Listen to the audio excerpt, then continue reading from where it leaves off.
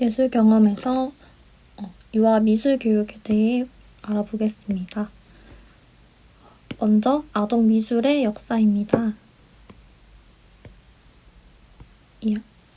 표현 기능 중심 미술 교육, 창의성 중심 미술 교육, 이해 중심 미술 교육이 있는데요.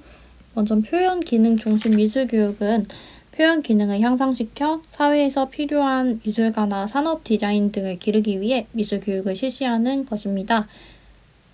그래서 미술 교육을 우리 생활에 필요한 물건이나 미술 작품을 만들 수 있는 표현 기능을 향상시키는 것으로 받아들였습니다.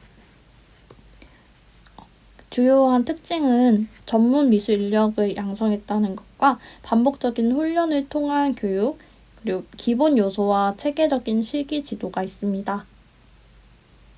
이 표현 기능 중심의 미술 교육의 시사점은 미술 교육이 학교 교육의 한 부분으로 자리 잡게 되었고, 다양한 미술 교육의 시발점이 되었다는 점, 그리고 사회의 요구에 의해 미술 교육이 사회에 공헌했다는 점이 있습니다. 그러나 한계점으로는 학습자의 입장에서 고려하지 않았다는 점과 학교 생활을 미래를 대비하기 위한 준비 과정으로 보고 그에 따른 희생과 훈련을 강조했다는 점, 그리고 특정한 방법과 법칙을 통하여 작품을 완성하려고 했다는 점이 있습니다. 다음은 창의성 중심 미술 교육인데요. 이것은 자유로운 자기 표현과 미술을 통한 창의성 육성, 표현 과정이 중시되었던 것입니다. 그래서 미술을 통해서 창의성을 육성하고자 한 것입니다. 주요 특징은 자유로운 자기 표현, 미술을 통한 창의성 개발, 표현 과정의 중심이 있고요. 이 창의성 중심 미술 교육의 시사점은 미술 활동의 주체를 어른에서 아동으로 전환시켰다는 점, 교육에 있어서 미술 교육을 중요한 위치로 격상시켰다는 점, 그리고 표현 과정과 발달 과정의 중요성을 재인식시켰다는 점이 있습니다.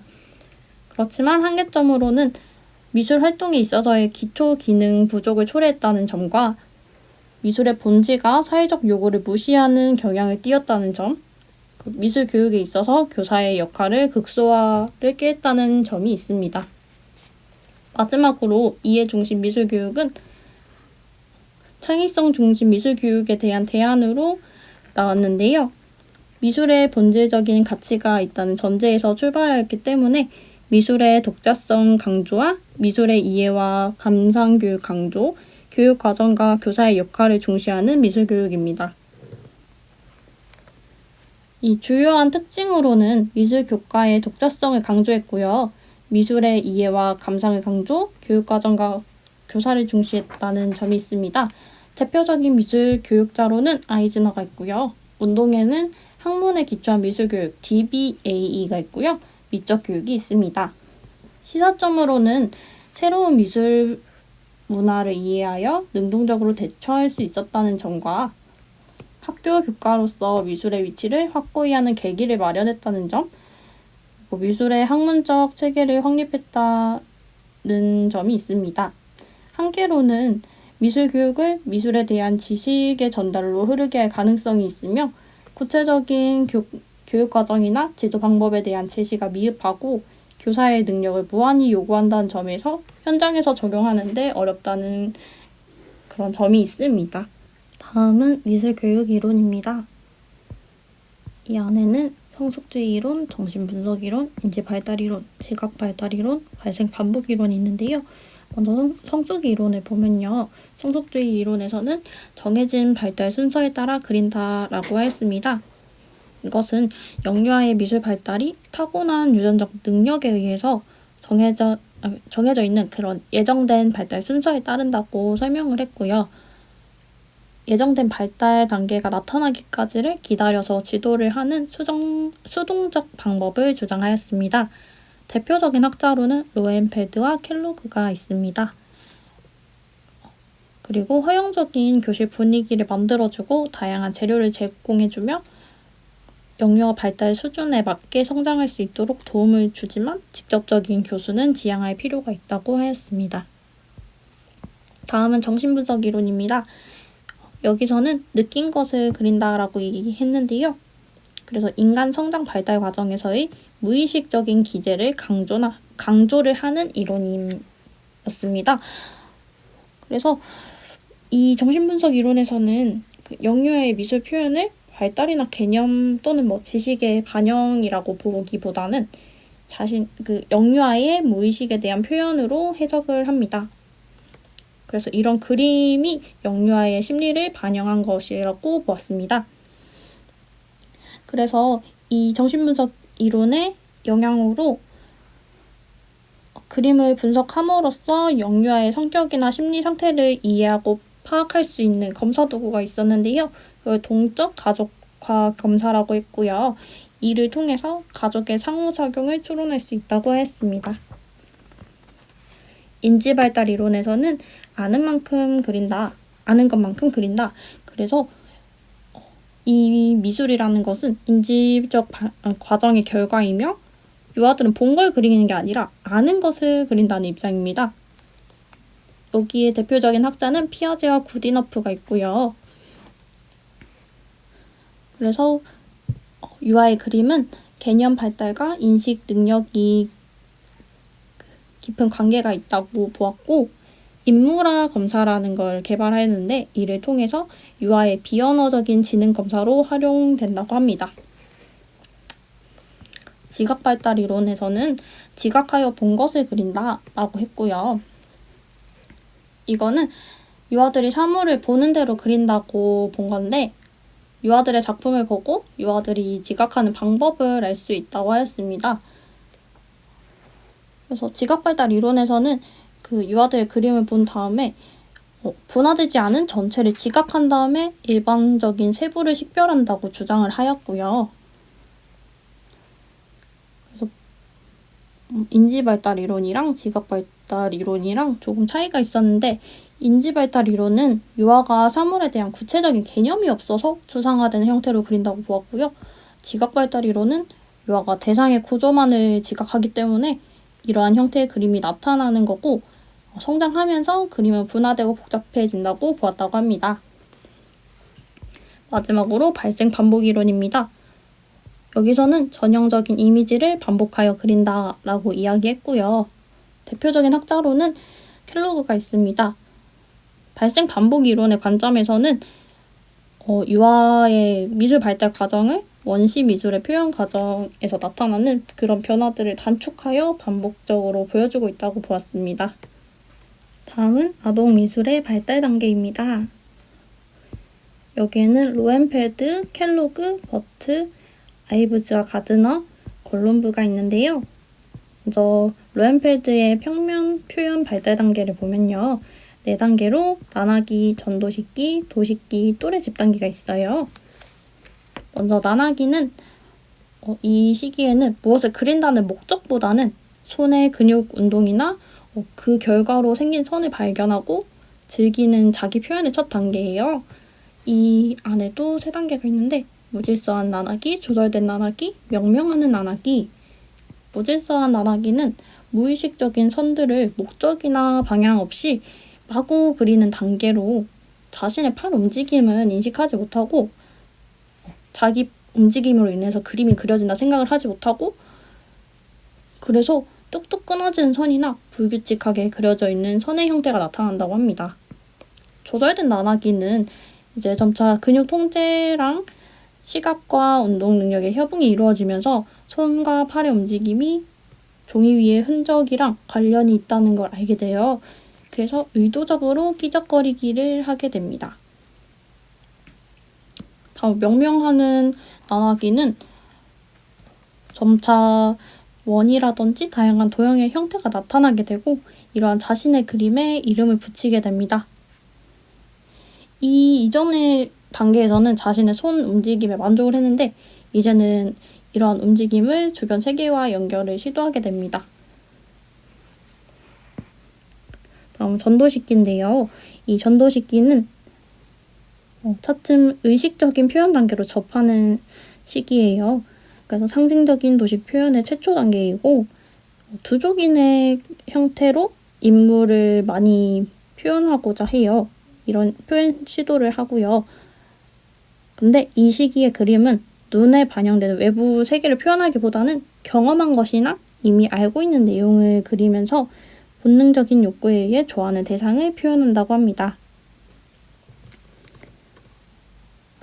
그리고 이때는 자기 중심적으로 대상을 배열을 하고 자기 마음에 드는 색을 선택해서 그림을 그리는 시기입니다.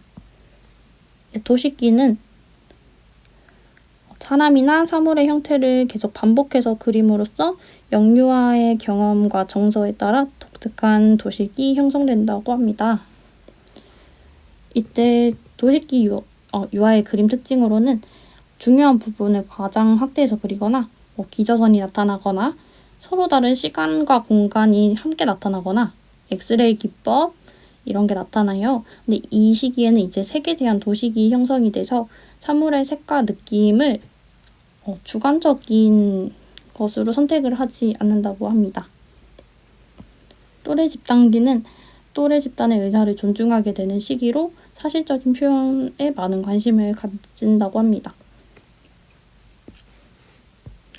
다음은 로엠페드의 입체 표현의 발달 단계입니다. 여기도 명칭은 같은데요. 나나기, 전도식기, 도식기, 또래 집단기가 있어요. 이 나나기도 무질서한 나나기, 조절된 나나기, 명명하는 나나기인데요. 이 시기에서 무질서한 나나기에서는 목적 없이 점토를 두드리는 그런 마구치고 하는 행동이 나타난다고 합니다.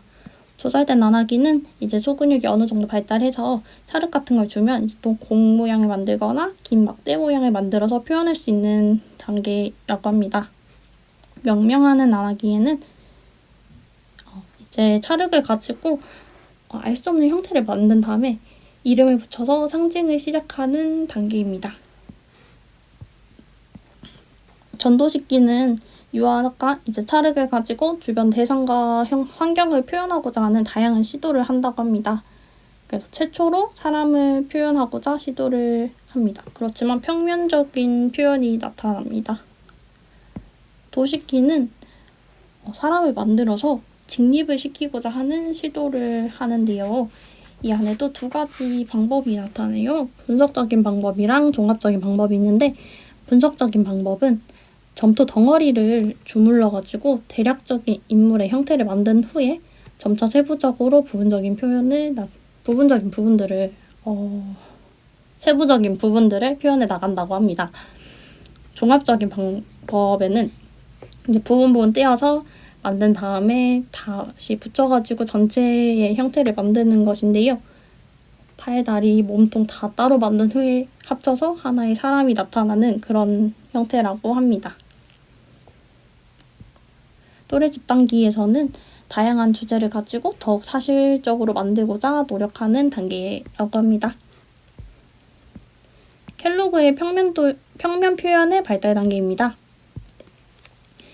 여기에는 끼적거리기 단계, 배치 단계, 형상화 단계, 디자인 단계, 회화 단계가 있습니다. 끼적거리기 단계에서는 영유아들이 팔의 움직임에 따라서 의미 없이 하나의 선 또는 여러 가지의 선을 사용해서 그린다고 합니다. 배치 단계는 이제 끄적거리기 이게 익숙해지면 어떻게 배치할 것인지를 생각하면서 끄적거리게 되는 단계라고 합니다. 형상화 단계에서는 초기 도형과 도형이 나타나는데요. 초기 도형에서는 단순한 선이 교차되는 형태와 원, 삼각형과 같이 다른 모양을 붙여서 새로운 형태를 만드는 걸 의미한다고 합니다. 도형은 낙서와 도형의 중간 형태인 유사 도형이 나타나는 단계입니다. 디자인 단계에서는 도형들로 조합을 이루거나 집합을 이루면서 디자인을 시작하는 시기입니다. 콤바인, 애그리게이트, 만다라형, 태양형, 방사형이 나타나는데요. 콤바인은 두 개의 도형이 함께 나타나는 것을 말합니다. 애그리게이트는 3개 이상의 여러 개의 도형을 합쳐서 형상화한 그림을 말합니다. 만다라형은 사각형 안에 둘러싸인 원이라는 걸 의미하고요. 한 개 이상의 십자에 의해 분할되기도 하고 둘레 선의 둘러싸여 있기도 하다고 합니다. 태양형은 2개 이상의 원이 겹치지 않고 원 안에 십자가도 없고 한 개의 원 안에 일정하지 않은 짧은 직선이 그려진 형태를 의미합니다. 방사형은 한 점 또는 작은 면에서 사방으로 선이 방사하듯이 그려 넣는 형태입니다. 회화 단계에서는 초기 그림이 그려지는 시기이고요. 인간, 동물, 건물, 식물, 그 밖에 다른 사물들을 사실적으로 그리게 되는 초보 단계라고 합니다. 버트의 평면 표현의 발달 단계입니다. 버트와 리드는 같은 단계를 이야기하고 있고요. 이 단계를 보면요. 나나기, 선하기, 서술적 상징기, 서술적 사실기, 시각적 사실기. 나나기에서는 4가지가 있는데 목적이 없는 나나, 목적이 있는 나나, 모방적인 나나, 국부적인 나나가 있습니다. 그리고 선하기로 가면요. 선하기에서는 이제 사람의 형태를 주로 그리는데요. 여기선 두족인이 나타난다고 합니다. 서술적 상징기에서는 유아들이 특정한 양식에 장기가 집착하려는 경향을 보이고 상징적인 그림을 그린다고 합니다. 이때는 자기중심적 사고가 있기 때문에 자기가 느끼는 대로 자신의 형태를 그립니다. 서술적 사실기에서는 아직까지도 시각적인 표현보다는 개념적인 표현을 주로 그리는데요. 그렇지만 얼굴의 측면 묘사를 시도하게 된다고 합니다. 시각적 사실기에서는 자기중심적 사고에 의한 그림에서 이제 탈피를 점차 해서 주변 환경 및 자연 환경, 자연 현상, 풍경 등에 관심을 가지고 이를 그리려는 단계로 접어든다고 합니다. 명암이나 투시법, 원근법을 사용하여 입체적인 표현을 시도하는 시기입니다. 아이브즈와 가드너의 문화적 영향에 따른 그리기 발달입니다. 먼저 일반적 그리기 발달 시기에서는 이 시기의 유아들은 보편적으로 주변의 세계를 감각적으로 탐색하려는 특성을 가지고 있고 구체적인 환경, 그러니까 문화적 요인은 초기 표상 능력의 획득에 영향을 미친다고 하였습니다. 그리기의 번성기는 점차 자아중심적인 사고에서 벗어나서 타인 지향적인 사고를 하게 되는데요. 그래서 자신이 지각한 상황에 맞는 다른 사람들의 반응을 예측을 하고 그 기대에 따라 행동을 하게 된다고 하였습니다. 그래서 이 시기에는 균형, 조화, 구도와 같은 형식적인 측면이 나타나기 시작합니다. 문화적 영향의 최고조기. 이 시기의 유아는 자신이 속한 사회 문화적 영향을 그대로 받아들여서 그림 조절을 하게 됩니다. 그래서 실제처럼 보이려고 하는 시각적 사실주의 표현이 두드러지게 나타나고요. 전형화된 그림이나 사실적이고 분화된 그림을 선호하게 됩니다. 하지만 이전 시기의 창의적이고 예술적 표현은 그런 것은 완전히 상실하게 된다고 합니다. 콜럼브의 입체 표현의 발달 단계입니다. 3단계가 있는데요. 탐색기, 분화기, 완성기가 있고요. 탐색기에서는 찰흙을 가지고 놀면서 탐색해 나가며 납작한 떡 모양이나 막대 모양, 공 모양 등을 만들기 시작한다고 합니다. 그리고 이때는 만다라식 혹은 태양형의 인물과 유사한 형태를 만들기도 합니다. 분화기에는 평면적인 인물 표현을 하게 되는데요. 2종류의 인물, 그러니까 두족인과 같은 형태나 올챙이식 인물 표현과 같은 형태로 사람의 모습을 만든다고 합니다. 그렇지만 이제 신체 구조의 비례는 거의 무시된 채로 만들어지고 모든 대상의 표현은 앞모습에 집중해서 나타난다고 합니다. 완성기. 이 시기에는 전체적인 모양을 생각해서 주요한 몸의 구역의 대부분을 균형 있게 만든다고 합니다. 그렇지만 아직 직립 형태가 아닌 평면에 누운 형태로 만들어서 3차원과 2차원의 성격을 절충한다고 합니다. 유아 미술 표현의 특징입니다. 15개가 있는데요. 하나씩 차근차근 보면요. 먼저 미분화적 표현입니다. 일단 미분화라는 것은 사물과 사물 간의 관계가 구분되지 않은 상태를 말합니다. 그래서 사물 간의 크기, 관계, 공간의 배치 등이 주관적이어서 현실 세계와 달리 열거하는 방식으로 나타나거나 분리하여 독립적으로 표현하는 것과 같이 자신만의 이해 방식으로 표현을 한다고 합니다. 두적인 표현입니다. 이 시기에는 원형으로 표현한 머리 부분에 두 개의 팔이나 다리가 나오는 형태를 말합니다. 과장적 표현입니다. 이때는 자신에게 의미가 있고 중요하다 생각하는 것은 크게 과장해서 표현을 하고, 반대로 자신에게 중요하지 않다고 생각하는 부분은 그리지 않거나 작게 축소해서 그리는 표현입니다. 과장적 표현은 자기중심적 표현이라고 또 합니다. 의인화 표현입니다. 이것은 만물이 생명을 가지고 있다고 믿는 그런 사고 때문에, 무랄론적 사고 때문에 대상에게 감정을 부여해서 웃는 얼굴이나 찡그린 얼굴과 같은 표현을 하는 걸 말합니다. 반복적 표현. 이것은 유아들이 자신이 관심이 있는 것을 같은 모양으로 반복하여 그리는 걸 좋아하는데요. 그래서 똑같은 것을 한 화면 안에 나열해서 패턴처럼 보이게 그리는 것을 의미합니다. 투시적 표현. 이것은 이미 알고 있는 상황을 관념적 사고로 외부와 내부의 혼합된 시각을 이용을 해서 표현한다는 것인데, 예를 들면 자동차를 그리는데 안에 타고 있는 사람을 그린다든지, 보이지 않는 땅속에 있는 나무의 뿌리를 그린다든지와 같은 것을 말합니다. 기저선 표현. 기저선 표현은 도화지에 가로선을 그어서 땅과 하늘, 바다 등을 구분하는 선을 말합니다. 기저선과 하늘선이라고도 하는데요. 이것은 사물과 사물 간의 관계성을 인식할 수 있다는 것을 의미합니다. 전개도식 표현. 유아는 입체적인 사물을 도화지에 평면으로 표현할 때 어려움을 느끼는데, 그래서 자신의 주관적인 경험에 따라 자신이 그리기 편하고 쉬운 방법으로 표현한 것입니다. 회전식 표현은 도화지를 상하 좌우로 빙빙 돌려서 펼쳐 그린 그림을 말합니다. 동시적 표현. 이것은 시간이나 상황의 변화를 연속성을 두고 표현하는 것으로 고정된 시점으로만 인식하지 않고 편의에 따라 여러 방향의 시점을 동시에 사용하는 것을 의미합니다. 시점 이동 표현.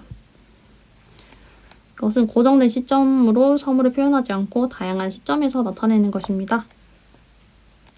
유아가 편리한 대로 위아래, 왼쪽, 오른쪽 등 시점을 바꿔가면서 나타내는 것입니다. 공존화 표현. 이것은 시간과 공간을 뛰어넘어서 여러 면에서 본 것을 한 장면에 나타내거나 시간의 흐름에 대해서 연속하여 나타내는 것을 말합니다. 카탈로그식 표현. 여러 사물들이 아무런 관계없이 나란히 그려지는 것을 말하는데, 이것은 사물과 사물의 관계를 판단하는 능력과 표현이 미숙해서 나타나는 표현이라고 합니다. 설명식 표현. 이것은 자신이 겪은 일이나 그런 상징적인 그림을 그려놓고 자신의 의도나 생각을 조금 더 구체적으로 알리고 싶을 때 기록하듯이 글씨를 써서 설명을 하는 표현입니다. 정립 원금 표현. 원근법을 표현하는 방법인데요. 종이의 아래쪽에는 가까운 것을 그리고 중간에는 중경, 위쪽에는 가장 멀리 있는 것을 나타내는 것입니다.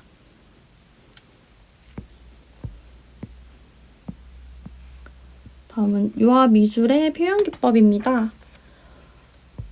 9가지가 있는데요. 차근차근 보면요.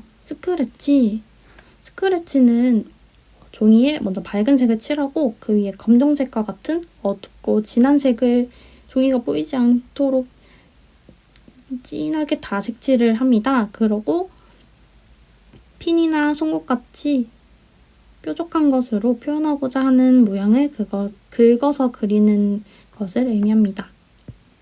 실그림. 실그림은 재질이 다른 여러 가지 실을 가지고 수성 물감이나 잉크와 같은 것을 담궜다가 도화지 위에 여러 가지 모양으로 넣고 다른 종이로 그 위를 눌러서 실끝을 당기면 나오는 그림입니다. 마블링은 물과 기름이 섞이지 않는 원리를 이용한 것인데요. 물 표면 위에 기름이 떠 있는 것을 종이 위로 흡착시키는 기법입니다. 스텐실은 얇은 종이나 OHP나 비닐 같은 것에 무늬를 오려내고 그 구멍 안에 물감이 스며들게 해서 찍는 방법을 말합니다. 스탬핑은 여러 가지 도구를 가지고 스탬프를 이용해서 종이에 찍는 기법입니다. 데칼코마니는 종이를 반 접은 후에 한쪽 면에 물감을 짜고 반을 다시 접어가지고 손을 눌러서 펼쳐서 만드는 그런 기법인데요. 이렇게 종이를 펼치면 접은 선을 중심으로 대칭의 형태가 나타납니다. 프로타주는 물체의 요철을 이용한 것인데요. 연필이나 색연필 등으로 살짝 문질러서 그 상을 부각시켜보는 기법입니다. 콜라주. 이것은 여러 가지 재료들을 자유롭게 선택을 하고 조형 표현을 소재로 붙이는 기법입니다. 모자이크는 기본 밑그림에다가 작은 조각들을 접착제를 바른 곳에 하나씩 붙여서 그림이나 모양을 나타내는 기법입니다.